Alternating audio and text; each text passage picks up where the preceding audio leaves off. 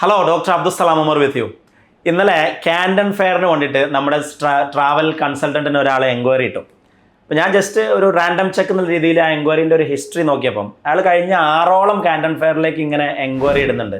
High price എത്ര, high price എത്ര. അപ്പോൾ അദ്ദേഹം വരും, പ്രൈസ് ചോദിക്കും, പോവും, അറ്റൻഡ് ചെയ്യില്ല. അപ്പോൾ ഞാൻ ആലോചിക്കുന്നത് അയാളുടെ ഒരു പ്രശ്നമായിട്ടുള്ളത് ഈ ഒരു തീരുമാനമെടുക്കാനുള്ള കഴിവില്ലായ്മയായിരിക്കും. പക്ഷേ കഴിഞ്ഞ 3 വർഷത്തോളം അല്ലെങ്കിൽ 4 വർഷത്തോളമായിട്ട് ഇദ്ദേഹം പ്രൈസ് ചോദിച്ചുകൊണ്ടേ ഇരിക്കുകയാണ്.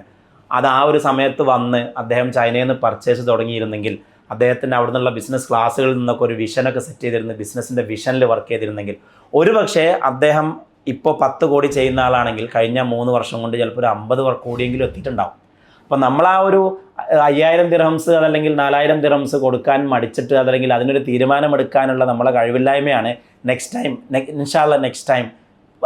ടൈം തന്നെ ഹലോ പ്രൈസ് എത്ര, നെക്സ്റ്റ് ടൈം ഇൻഷാല്ല എന്ന് പറഞ്ഞിട്ട് നമുക്ക് നഷ്ടപ്പെടുന്നത് വലിയ 100 കണക്കിന് അല്ലെങ്കിൽ 1000 കണക്കിന് കോടികളുടെ ഫോർച്യൂൺ ഉണ്ടാക്കാനുള്ള അവസരമാണ്. നമ്മളുടെ ഒരു തീരുമാനമെടുക്കാനുള്ള കഴിവില്ലാത്തത് കൊണ്ട് മാത്രം നമുക്ക് നഷ്ടപ്പെടുന്നത്. അതൊന്ന് ആലോചിച്ച് നോക്കി നിങ്ങൾ. അങ്ങനെ കുറേ ആളുകളുണ്ടാവും, ഒരാളൊന്നുമല്ല.